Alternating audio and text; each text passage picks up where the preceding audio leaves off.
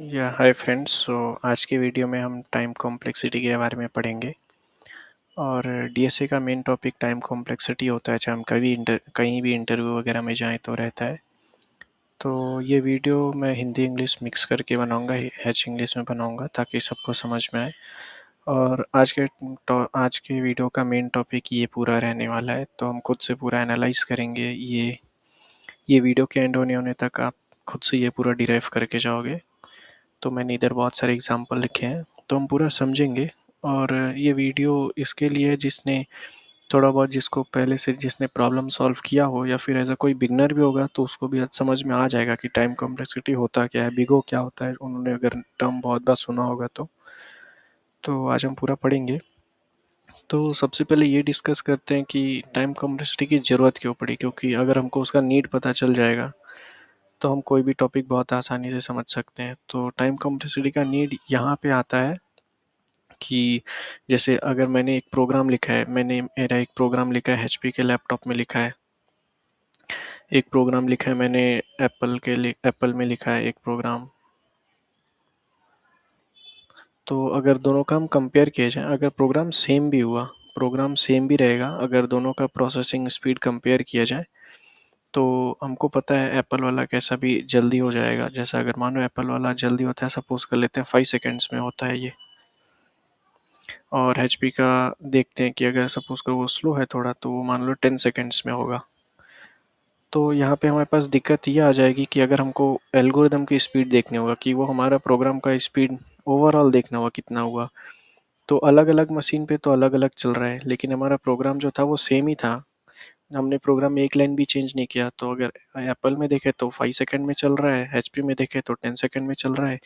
किसी और एप्पल से भी फास्ट मशीन में देखेंगे उसमें और स्पीड में चलेगा, कोई और एचपी से स्लो में देखेंगे उसमें और स्लो चलेगा। तो हम यहाँ पे जनरलाइज कैसा करेंगे कि ये एल्गोरिदम कितना फास्ट है कितना स्लो है। तो वहाँ पे कंप्यूटर साइंस वालों ने क्या किया, वहाँ पे एक टर्म लाते हैं वो लोग कि टाइम कॉम्प्लेक्सिटी। वहाँ पे ये देखते हैं कि इसको एनालाइज करते हैं कि अगर हमारा इनपुट ग्रोथ होता है, जैसे मानिए अभी हमारा ये जो 5 सेकेंड्स वाला था, हम सपोज कर लेते हैं कि ये एक प्रोग्राम जो हमारा था, ये एक प्रोग्राम जो दोनों में चल रहा था, इसमें चल रहा था और इसमें चल रहा था, तो उसमें हम एज्यूम कर लेते हैं कि यूज़र जो था वो 10 इनपुट दे रहा था, दोनों में सेम इनपुट दे रहा था, तो ऐसा 10 और 5 आ रहा था। तो अभी सपोज करते हैं अगर यूज़र 20 इनपुट देगा, तो अगर 10 के लिए 10 सेकेंड था तो 20 के लिए 20 सेकेंड, ऐसा एज्यूम कर लेते हैं। और फिर यहाँ भी अगर 10 के लिए 5 सेकेंड था तो 20 के लिए 10 सेकेंड होगा। फिर अगर हम वैसे ही देखते जाएं तो ये बढ़ता जाएगा, 10 20 30 40 होता जाएगा अगर ये जैसे जैसे बढ़ रहा है तो। और ये भी जैसे जैसे बढ़ेगा तो ये भी वैसे वैसे बढ़ता जाएगा।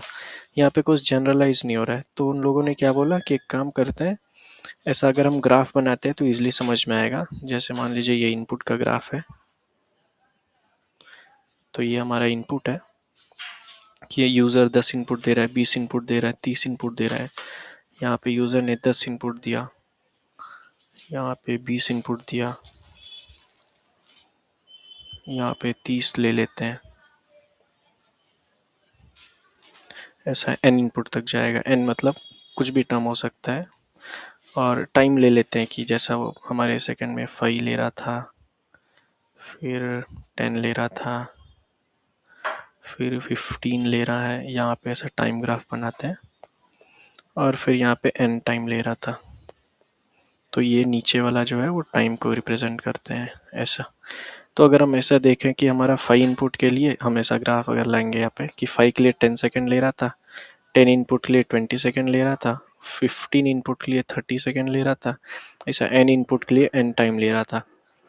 तो अगर हम ऐसा ग्राफ बना के अगर देखते हैं तो हम बोल सकते हैं कि जैसे जैसे इनपुट की ग्रोथ बढ़ेगी वैसे वैसे हमारा टाइम भी बढ़ता जाएगा। तो अगर आप कहीं भी इंटरनेट पे देखोगे तो टाइम कॉम्प्लेक्सिटी का ग्राफ आपको ऐसा ही मिलेगा। तो अभी आपको समझ में आ रहा होगा कि वो ऐसा क्यों रहता है, क्योंकि as the input grows the time will increase. तो टाइम कॉम्प्लेक्सिटी का जो डेफिनेशन होता है यही होता है कि जैसे जैसे इनपुट बढ़ते जाता है वैसे वैसे हमारा जो प्रोग्राम का टाइम है वो बढ़ता जाएगा। तो यहाँ पे अगर हम इसको जनरलाइज कर देते हैं कि जैसे n इनपुट अगर आ रहा है तो हमारा टाइम भी n लगने वाला है। तो अब यहाँ पे हम 5 और 10 सेकंड देखेंगे नहीं, क्योंकि हमारा एल्गोरिदम सेम है। तो हम वहाँ मशीन की स्पीड तो डिफरेंट हो सकती है, सर्वर की स्पीड भी डिफरेंट हो सकती है, तो हम वहाँ पे एन देखते हैं, हम उसको टाइम कॉम्प्लेक्सिटी में देखते हैं कि अगर वो कितनी स्पीड से ग्रोथ हो रहा है। तो हम यहाँ पे स्पीड मेजर कर सकते हैं कि हाँ, यहाँ पे 20 है तो उसकी स्पीड से ग्रोथ हो रहा है, यहाँ पे 5 की स्पीड थी तो उसकी स्पीड से ग्रोथ हो रहा था। तो वही है कि as a input growth the time complexity and the time taken is also will increase. So अगर हम उसका डेफिनेशन देखते हैं टाइम कॉम्प्लेक्सिटी का, तो ज़्यादा क्लियर हो जाएगा। तो हम ज़्यादा क्लियर से देख पाते हैं, अगर उसका क्लियर डेफिनेशन देखते हैं तो उसमें क्या होता है कि the amount of computer time और number of operation is taken to run the algorithm in यही है। इसका मतलब है कि as the input size growth the time taken for the algorithm will also increase. अगर सबसे इजी उसका डेफिनेशन बोले तो यही है कि as the input grows, like अगर आपको किसी ने पूछ लिया define time complexity, so in simple terms you can define as the input grows the time taken for the algorithm will also increase। So simple ये होता है, यहाँ पे थोड़ा लेमन टर्म में लिख दिया है कि ये भी एक फॉर्मल डेफिनेशन हो सकता है, पर सिंपल वाला डेफिनेशन ये है कि as the input grows the time taken for the algorithm will also increase. So यहाँ पे भी वही सब लिखा होगा। अगर कोई सिंपल सा एल्गोरिथम देख, अगर कोई सिंपल सा डेफिनेशन मिल जाता तो देख सकते थे, पर आई थिंक वही डेफिनेशन अच्छा है कि as the input growth the time will also increase. So हमारा हो गया टाइम कॉम्प्लेक्सिटी का एल्गोरिथम डेफिनेशन। तो हमको पता चल गया कि टाइम कॉम्प्लेक्सिटी क्या होती है, डिफाइन हमने कर लिया टाइम कॉम्प्लेक्सिटी। अभी हम देखेंगे बिगो। तो बिगो देखने से पहले हम थोड़े ये बहुत एग्जांपल्स देख लेते हैं, जैसे एग्जांपल 1 2 3 है। अभी के लिए एग्जांपल 1 रखते हैं यहाँ पे। तो यहाँ ऐसे रखते हैं ताकि नीचे का डिस्टर्ब ना करे। सो ये वाला अगर हम देखें, ये जावा का कोड है। अगर आप फैमिलियर नहीं है जावा का तो फॉर लूप तो पता ही होगा। तो ये फॉर लूप कहाँ से चल रहा है, 0 से एंड तक चल रहा है। एन की वैल्यू डिपेंड कर सकती है कि एन की वैल्यू 0 है, 1 है, एन की वैल्यू 10 है, या एन की वैल्यू कुछ भी एक बड़ी वैल्यू हो सकती है, तो वो एन है। तो आप अगर मैं आपको पूछूँ ये एन की ये जो लूप है वो कितने बार चल रहा है, तो आप बोलोगे एन टाइम्स चलेगा, क्योंकि 0 से स्टार्ट हो रहा है तो लेस देन एन मतलब एन टाइम्स चलेगा वो।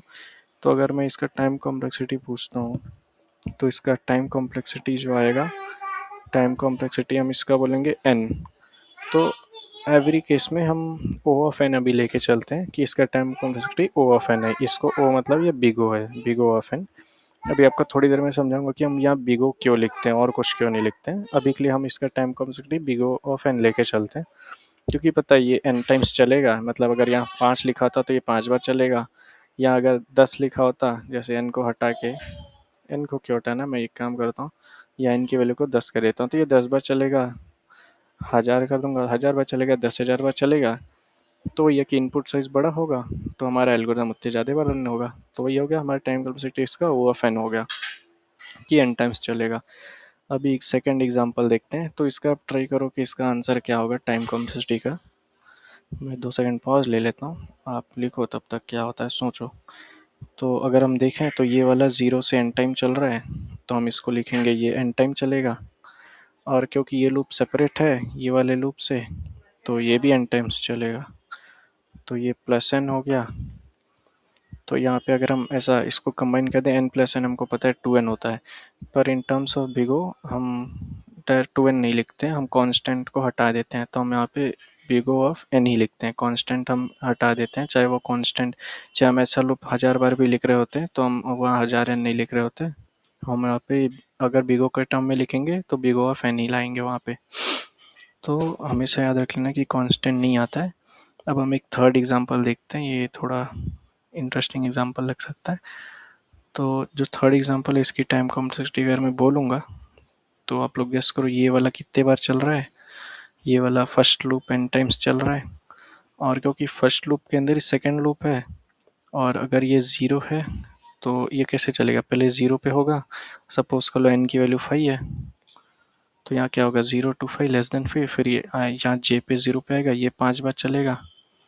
तो जो हमारा फर्स्ट इटरेशन होगा उसमें 5 बार चलेगा। फिर अगर हमारा आई की वैल्यू प्लस प्लस होके आई की वैल्यू 1 हो जाएगी, तो जो हमारा सेकेंड इटरेशन हुआ उसमें 5 बार चलेगा, थर्ड इटरेशन हुआ उसमें भी 5 बार चलेगा। अब मानो यहाँ पे 5 रिप्लेस कर देते हैं और यहाँ भी 5 रिप्लेस कर देते हैं, क्योंकि ये 5 बार रिपीट करने के लिए लिखा है। तो यहाँ पे थर्ड की वैल्यू मतलब आई की वैल्यू 2 थी यहाँ पे, हाँ तो 2 लेस देन 5 है, और यहाँ पे आएगा कि हाँ अभी भी है, तो यहाँ पे क्या होगा, ये 5 हमने लिख दिया। अब फोर्थ इटरेशन में क्या होगा, फोर्थ वाला जब यहाँ पे आई की वैल्यू 3 हो जाएगी, क्योंकि ये 5 बार चलने के बाद इधर इंक्रीमेंट होगा, आई की वैल्यू 3 होगी, आई की वैल्यू 3 होगी, फिर ये बोलेगा 5 बार चलो, तो फिर ये 5 बार चलेगा, तो ये हो गया फोर्थ इटरेशन। फिर जब यहाँ पे जे प्लस प्लस होके यहाँ 5 लेस देन 5 हो जाएगा, 5 बार चल गया होगा वो, तो ये फिर आई की वैल्यू 4 कर देगा, फिर 4 लेस देन 5 आएगा, फिर ये 5 बार चलेगा, तो ये फिफ्थ इटरेशन में भी 5 बार चलेगा। तो हम देख सकते हैं यहाँ पे 5 लेस देन 5, फिर यहाँ पे फेल होगा, फिर यहाँ पे आई प्लस प्लस होके यहाँ की वैल्यू 5 हो जाएगी, यहाँ पे भी हो जाएगा 5 लेस देन 5, 5 लेस देन 5, तो ये लूप क्लोज हो गया, तो ये अंदर आएगा ही नहीं, तो यहीं पे हमारा क्लोज हो गया। अब हम काउंट करेंगे कितने बार रन हुआ है, तो हम देख सकते हैं 5 10 15 20 25 हुआ है। तो फॉर 5 इनपुट हम 25 टाइम्स रन किए, बस 5 बार, मतलब बस हमारा एन की वैल्यू 5 थी, तो हमने 5 बार रन किया, 25 बार रन किया। तो इसका मतलब क्या हुआ कि अगर एन स्क्वायर हम यही पे बोलते हैं कि अगर हम 5 का स्क्वायर करते तो कितना होता, यही पे हम बोलते हैं कि ये n इंटू एन है। क्यों, क्योंकि ये वाला डिसाइड कर रहा है ये वाला कितनी बार जाएगा, ये वाला एक बार हुआ तो ये बोला अच्छा हाँ मुझे जाना है, ये डिसाइडिंग फैक्टर है, यहाँ पे ऐसा हो रहा है। तो यहाँ पे n इंटू एन हम बोलेंगे, तो इसका कॉम्प्लेक्सिटी कितना आएगा, n स्क्वायर आएगा। अब यहाँ पे स्क्वायर नहीं लिख सकता हूँ, तो यहाँ पे इसलिए n पावर में 2 लिख रहा हूँ, n स्क्वायर हो गया। तो यहाँ पे बिग ओ के टर्म में big O of N square या big O of N square इसका कॉम्प्लेक्सिटी होगा। तो अगर हम इसको सही कर दें पूरा पहले जैसा, तो यहाँ पे जे लेस देन था और ये एन के ऊपर डिपेंडेंट है, ये भी एन के ऊपर डिपेंडेंट है, और ये आई ऐसा था। तो हम यहाँ पे ऐसा देख लिए कि ये एक बार चला, ये बस डिसाइड किया, ये 0 एक बार हुआ, फिर ये 5 बार चलेगा, फिर 1 पे, फिर ये 5 बार चलेगा, फिर ये 2 पे, फिर ये 5 बार चलेगा, फिर ये 3 पे, फिर ये 5 बार। तो ऐसा जब तक फिफ्थ ना हो तो 5-5 बार चलता रहेगा। तो इसलिए यहाँ पे दोनों को मल्टीप्लाई n इंटू एन कर दिए तो n स्क्वायर टाइम्स ये चल रहा है, क्योंकि ये भी 5 बार चल रहा है एक बार, और ये हर एक इटरेशन में 5 बार चल रहा है, क्योंकि वो तो एक बार चला फिर उसके बाद ये अंदर आ गया। तो जब n की वैल्यू, जब i की वैल्यू 0 थी, जब i की वैल्यू 0 थी, जब यहाँ पे i की वैल्यू 0 थी तब ये 5 बार चला, फिर जब i की वैल्यू 1 हुई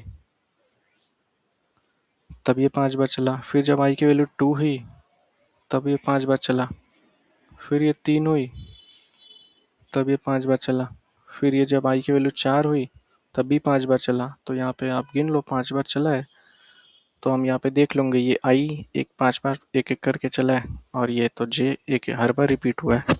तो वहीं पे हम n इंटू एन का फॉर्मूला लगा लेंगे, सीधा देख सकते हैं 2 लूप है और ये वाला इसके ऊपर डिपेंडेंट नहीं है, बस वो इसको लूप कर रहा है, तो यहाँ पे n स्क्वायर आ जाता है। उसके बाद हम देखेंगे एग्जाम्पल 4।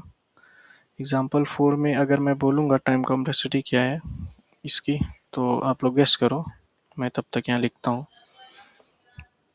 तो यहाँ पे मैं ऐसा हेडिंग डाल देता हूँ, बताओ क्या होगी। तो अगर हम देखते हैं तो ये फर्स्ट वाले की कॉम्प्लेक्सिटी क्या होगी, ये 0 से n टाइम चलेगा, तो मतलब इसका कॉम्प्लेक्सिटी n होगा, पहले हम ऐसा लिख लेते हैं। फिर क्योंकि ये दोनों सेपरेट है एक साथ में नहीं है, तो हम यहाँ पे प्लस लगाएंगे, और यहाँ पे ये 0 से चलेगा और ये n इंटू एन है। अब यहाँ पे हमको कैसा पता चलेगा कितने बार लगाना है, मतलब कितने बार ये चलेगा। तो हम हर बार एक एग्जांपल लेके चलेंगे, जैसे एग्जांपल ले लो n की वैल्यू अगर 5 हुई, तो यहाँ n की वैल्यू 5 हुई तो हम n इंटू एन को रिप्लेस करते हैं। मैं इसको कॉपी कर लेता हूँ ताकि वो ऊपर रेफरेंस के लिए रहे। अब मैं n को 5 से रिप्लेस करता हूँ, 5 और यहाँ 5, ठीक है। तो ये कितना हो गया, ये 25 बार चलेगा, चलेगा ना, हाँ। तो यहाँ लिख देता हूँ ये 25 टाइम्स चलेगा। सपोज करो n की वैल्यू 6 होती तो कितने बार चलता, ये सेम चीज़ कॉपी कर लेता हूँ मैं। अगर n की वैल्यू हमारे पास 6 है तो हमारे पास ये चलेगा, ये 6 और ये 6, तो 6 × 6 36 टाइम्स चलेगा। वही n की वैल्यू 7 है तो 49 टाइम चलेगा। मतलब क्या हो रहा है, जो n है वो n स्क्वायर हो जा रहा है, जो भी n है वो उसका स्क्वायर टाइम चल रहा है। तो यहाँ पे बोलेंगे फर्स्ट वाला तो n टाइम चला है, सेकंड वाला n स्क्वायर टाइम चल रहा है, मतलब n × n टाइम्स चल रहा है। तो अब हम इसको, अब आप लोग सोचोगे कि इसको हम बिग ओ में कैसे लिखेंगे, ट्राई करो बिग ओ में इसको लिखने का, तो कैसे लिखेंगे। बहुत सारे लोग सोचेंगे कि बिग ओ में इसको ऐसे लिखेंगे n+n²। तो बिग ओ के टर्म में हम क्या करते हैं, अगर बीच में प्लस आ रहा है और हमको दिख रहा है कि ये वाला टर्म इस वाले टर्म से ज़्यादा बड़ा है, तो हम यहाँ पे क्या करेंगे, हम बड़े वाले टर्म को हमेशा लेंगे। जैसे एग्जांपल देता हूँ, ये कैसे बड़ा हो गया। जैसे अगर n की वैल्यू 5 थी तो ये वाला जो फर्स्ट लूप था ये तो 5 बार ही चल रहा था, लेकिन n की वैल्यू अगर 5 थी तो ये 25 बार चल रहा था, मतलब उसका डबल टाइम चल जा रहा था स्क्वायर में। वहीं पे अगर n की वैल्यू 6 थी तो ये वाला तो 6 बार ही चलेगा, लेकिन ये वाला 36 बार चल जाएगा। तो इसलिए जो n स्क्वायर था वो डोमिनेटिंग टर्म था n से। तो जो बिग ओ है वो बोलता है कि डोमिनेटिंग टर्म लेके आओ, छोटे वाले वैल्यूज़ नहीं लो। तो बिग ओ के टर्म में हम कैसे लिखेंगे इसको, बिग ओ के टर्म में आता है big O of n square. हम यहाँ पे छोटी वाली वैल्यू को एलिमिनेट कर देंगे, क्योंकि अगर हम कंपेयर भी करते हैं तो 25 बार के सामने 5 बार बहुत छोटा है, इसलिए वो बोलता है कि बड़ा वाला लेके आओ, छोटा वाले से मुझे मतलब ही नहीं है। तो बिग ओ के टर्म में ये करेक्ट है, लेकिन एक्चुअल वाला यही था। तो अगर बिग ओ के टर्म में देखें तो n स्क्वायर है और नॉर्मल में n+n² है।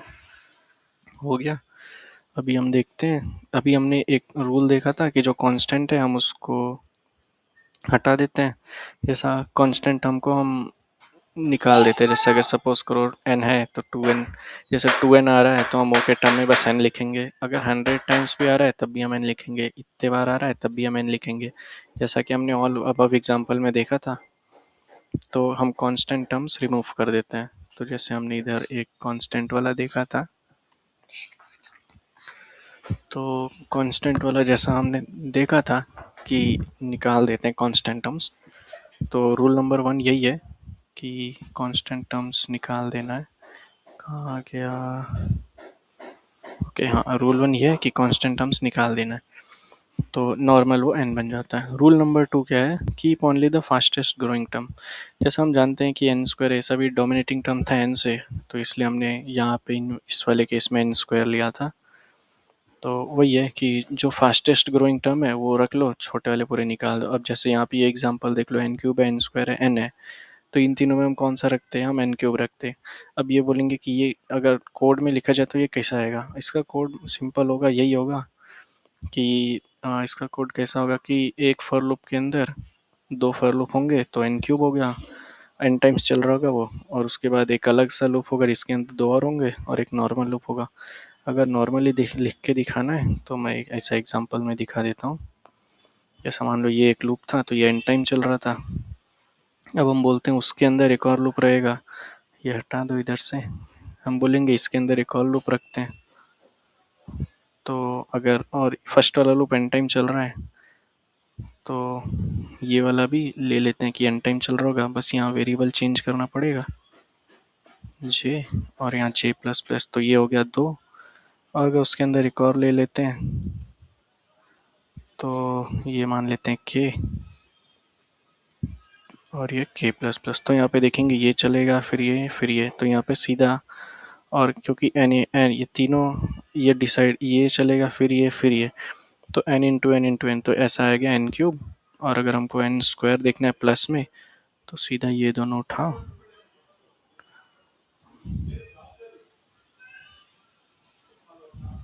ये हो गया, और सीधा n स्क्वायर उठा लो और ये लूप से बाहर लिख दो, तो ये n स्क्वायर हो गया। तो ऐसा आ गया n स्क्वायर, और n मतलब सिंपल एक लूप, तो सिंपल एक लूप ये लगा दो बस। तो ये सिंपल, तो उसकी वजह से ये n³ n² n आया। तो यहाँ पे हम देख सकते हैं जो हाईएस्ट टाइम कॉम्प्लेक्सिटी है, जो हाईएस्ट ग्रोइंग टर्म है, जो जल्दी से ग्रो होगा ये वाला होगा, क्योंकि तीन लूप एक साथ चल रहे हैं तो n × n n³ आ गया। इसलिए हम ये दोनों का जो कॉम्प्लेक्सिटी होगा वो इग्नोर करेंगे, इंस्टेड ये n² है तब भी। तो समझ आ गया होगा। अब हम थोड़े प्रैक्टिस क्वेश्चंस देखते हैं जो आप लोग कमेंट सेक्शन में बताओगे कि उसका आंसर क्या होगा। तो अगर हम ये वाला क्वेश्चन देखते हैं तो ये वाला बताओ इसका टाइम कॉम्प्लेक्सिटी क्या है, इसका कॉम्प्लेक्सिटी बताओ क्या है। इसका ऐसा देखने से ये लग रहा है कि ये तो एन टाइम चलेगा, तो अगर बिगो के टर्म में लिखा जाए तो बिगो ऑफ एन हो गया। सेकंड क्वेश्चन, ओके नहीं इसका नहीं, आई थिंक ये दोनों एक क्वेश्चन था। ओके हाँ, ये दोनों एक ही क्वेश्चन है। अब इसका कॉम्प्लेक्सिटी बताओ क्या होगा। तो हम कॉम्प्लेक्सिटी बताने से पहले नॉर्मली लिखते हैं कि ये कितने बार चल रहा है। ये एन टाइम चलेगा, ये वाला ये 0 से 100 टाइम चलेगा और एक एक प्लस करता जाएगा। तो और क्योंकि ये एक लूप के अंदर नहीं है तो हम प्लस लगाएंगे और 100 लिख देंगे। अब यहाँ पे n प्लस 100 तो नॉर्मल कॉम्प्लेक्सिटी है, पर हमको अगर बिगो के टर्म में लिखना है तो n आएगा। कांस्टेंट इग्नोर कर देते हैं, हमारा रूल नंबर 1। फिर हम क्वेश्चन 2 देखते हैं। क्वेश्चन 2 के लिए ये हटा देते हैं। क्वेश्चन 2 में ये आएगा। अब ये बताओ इसकी टाइम कॉम्प्लेक्सिटी क्या है। इसका अगर नॉर्मली लिखा जाए तो ये वाला लूप कहाँ से चल रहा है, 0 से n टाइम चल रहा है, हर बार एक एक चलता जा रहा है तो n टाइम चलेगा। और क्योंकि ये इसके अंदर ही है तो देखते हैं कैसे चलेगा। तो पहले ये 0 होगा, सपोज कर लेते हैं n की वैल्यू 5 थी तो पहले 0 होगा, फिर j लेस देन 10, हाँ तो फिर ये 10 बार चलेगा। तो जब i की वैल्यू 0 थी, जब i की वैल्यू 0 थी तो अंदर वाला लूप 10 बार चला। फिर i की वैल्यू 1 होगी तब भी ये वाला जो लूप है, क्योंकि ये i इसके ऊपर डिपेंडेंट नहीं है, वो बस बता रहा है कि कितनी बार चलना है। तो जब i की वैल्यू 1 थी तो ये कितनी बार चलेगा, तब भी 10 बार चलेगा। जब i की वैल्यू 2 होगी तब भी 10 बार चलेगा। जब i की वैल्यू 3 होगी तब भी 10 बार चलेगा। तो हम एज्यूम कर लेते हैं कि i की वैल्यू यहाँ मतलब n की वैल्यू 5 तक थी, तो हम यहाँ पे 2 और कॉपी कर लेते हैं। तो 0 1 2 3 4 तक ले रहे थे, क्योंकि यही तक 5 हो गया ना। क्योंकि अगर हम यहाँ पे n की वैल्यू 5 लेते हैं और यहाँ पे 4 लेस देन 5 तक ही चलेगा, 5 लेस देन 5 में वो कंडीशन फेल हो जाएगी। तो हम यहाँ पे एज्यूम करते हैं हाँ। तो एक एक हाँ, तो यहाँ पे n, तो अगर यहाँ पे n हमारा 5 है तो वो तो 5 बार चल रहा है, 1 2 3 4 5, और एक उसके अंदर कितना चल रहा है, 10 10 10। तो इसकी कॉम्प्लेक्सिटी देखा जाए तो कितनी होगी, इसकी हम ऐसा लिख सकते हैं कि n इंटू 10। नॉर्मल कॉम्प्लेक्सिटी ये है। n इंटू 10 का मतलब क्या है कि ये 50 बार पूरा चलेगा। मतलब अगर हम 5 ले रहे हैं n की वैल्यू, तो n की वैल्यू यहाँ पे लिख देता हूँ। n की वैल्यू अगर हम 5 ले रहे हैं तो 5 इंटू 10 ये 50 बार चलेगा पूरा। लेकिन हमको क्या है, हमको बिगो के टर्म में चाहिए। तो बिगो क्या बोलता है, मुझे वो सबसे लेना देना नहीं है, कांस्टेंट टर्म रिमूव कर दो। तो हम क्या लिखेंगे, n लिखेंगे नॉर्मली। तो इसका टर्म कॉम्प्लेक्सिटी भी n है। ऑल्दो ये एल्गोरिदम ज़्यादा टाइम लेगा, पर कांस्टेंट टर्म रिमूव हो जाता है तो हम हटा देंगे। क्वेश्चन 3 थोड़ा इंटरेस्टिंग है, इसको देखते हैं इसका टाइम कॉम्प्लेक्सिटी क्या होगा। अभी आप लोग सोच रहे होंगे कि ये सीधा 2 लूप एक के अंदर एक है, तो सीधा यहाँ पे n है और ये भी n टाइम्स चलता होगा, तो ये भी सीधा n स्क्वायर हो जाएगा, क्योंकि उसके ऊपर के पूरे एल्गोरिदम्स वैसे ही थे। उसके ऊपर के एल्गोरिदम पूरे ऐसे थे क्योंकि वहाँ पे लेस देन n लिखा रहता था, तो हम सीधा बोलते थे कि ये n टाइम चल रहा है, ये भी वही n टाइम चल रहा है। लेकिन यहाँ पे क्या केस है, यहाँ पे क्या है, यहाँ पे i पे डिपेंडेंट है ये, कि ये जितना रहेगा उतने बार ही ये चलेगा। तो इसका एग्जांपल अगर मैं बोलता हूँ, जैसे हम यहाँ पे n की वैल्यू 5 ले लेते हैं। अगर n की वैल्यू हम यहाँ पे 5 लेते हैं तो हम पहले i की वैल्यू 0 से स्टार्ट करते हैं कि अगर i की वैल्यू 0 रही होगी, i की वैल्यू 0 रही होगी, फिर 0 less than n, 0 less than 5 correct होता है, फिर ये नीचे आएगा, फिर j लेस देन 0। तो j क्या था, j 0 था, 0 लेस देन 0, यहीं पे फेल हो गया ना कंडीशन, क्योंकि वो बोला था कि i की वैल्यू जो रहेगी उससे ही मैं चलूँगा लेस देन तक। तो ये क्या बोला, i की वैल्यू मैं 0 हूँ, या क्या बोला 0 लेस देन 0 होता है क्या, वो बोलेगा नहीं, तो ये वाला तो एक बार चला ही नहीं ना, तो 0 रहेगा तो ये नहीं चलेगा। तो हम i की वैल्यू में जाएंगे और ये कंडीशन फेल हो गया होगा ऐसे भी, क्योंकि यहीं पे जब फेल हो जा रहा है तो ये चलेगा ही नहीं। फिर ये i के पास जाएगा, फिर i की वैल्यू क्या होगी, 1 होगी। i की वैल्यू 1 हो गई तो 1 लेस देन 5 बोलेगा हाँ, तो यहाँ पे j की वैल्यू 0 थी, ठीक है। फिर यहाँ बोलेगा कि ये j तो 0 लेस देन 1, क्योंकि वो i से कंपेयर कर रहा है, i की करंट वैल्यू क्या है 1 है, तो बोलेगा 0 लेस देन 1, वो बोलेगा हाँ होता है, बोलेगा ठीक है मैं एक बार चलूँगा। तो वहाँ पे एक बार चला वो, हम ऐसा लिख देते हैं। फिर ये बोलेगा j प्लस प्लस करो, j की वैल्यू क्या हो गई, 1 हो गई, तो वो क्या बोला, 1 इज़ लेस देन 1, क्योंकि आई की वैल्यू तो 1 थी, जे की वैल्यू अभी 1 हुई है। बोलेगा नहीं नहीं वो तो नहीं है, तो ये एक ही बार चला। फिर बोलेगा अच्छा आई की वैल्यू हम इंक्रीमेंट करते हैं, 2 कर देते हैं, यहाँ पे आई प्लस प्लस है तो आई की वैल्यू 2 हो जाएगी, 2 लेस देन 5 होता है। ये 0 से ये 0 रहेगा तो बोलेगा अच्छा 0 लेस देन 2 है, बोलेगा हाँ, बोलेगा ठीक है एक बार चलाओ।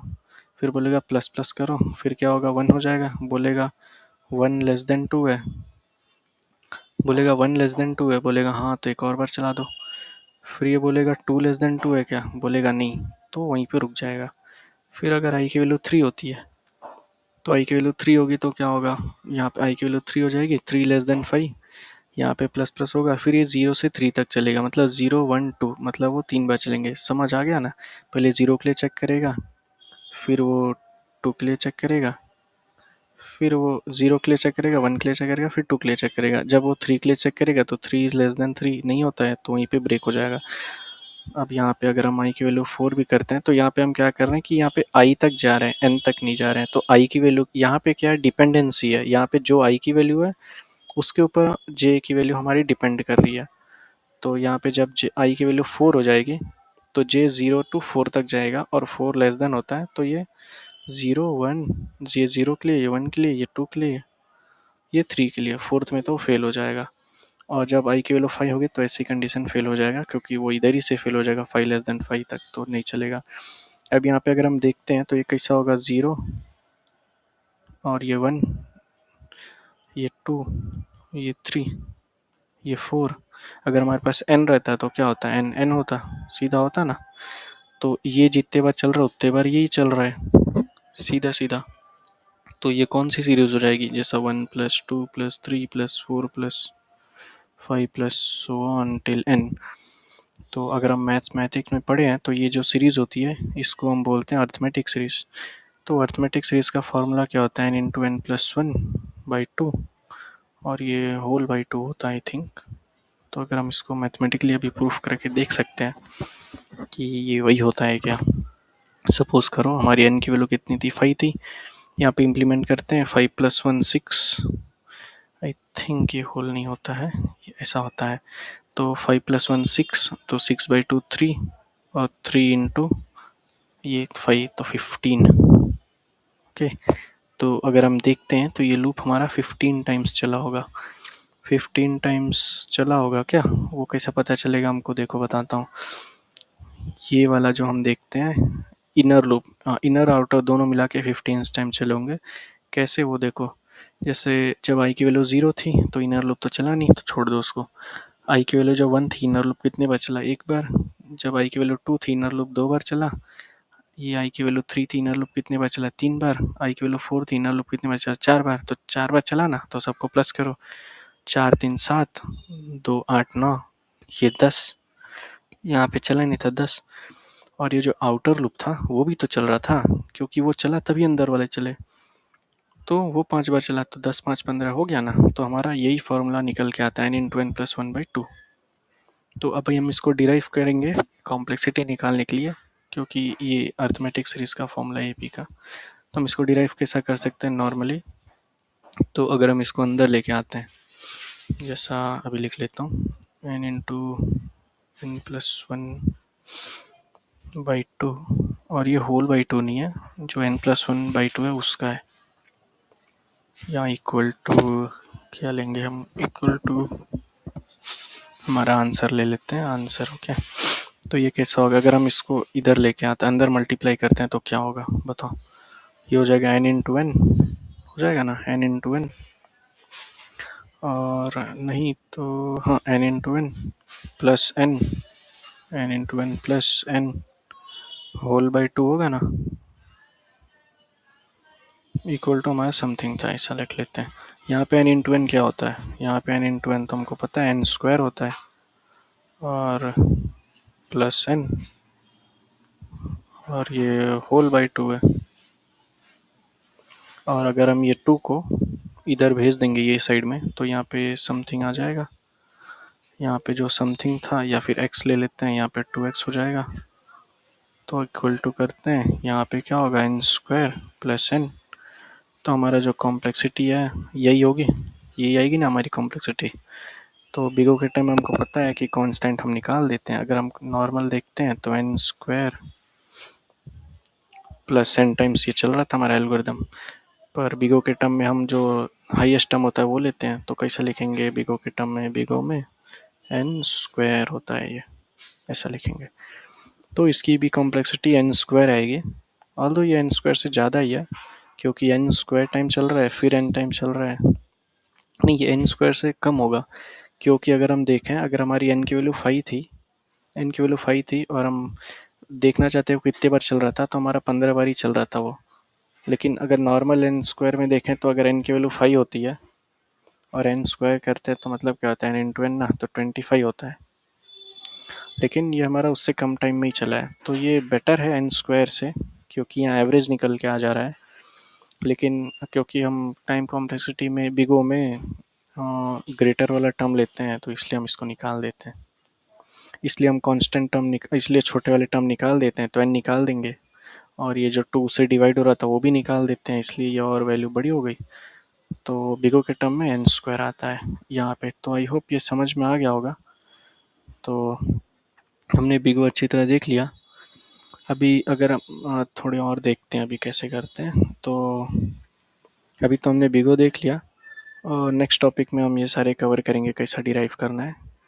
और अगर आपको कुछ डाउट रह गया हो तो कमेंट सेक्शन में क्वेश्चन पूछ लीजिए।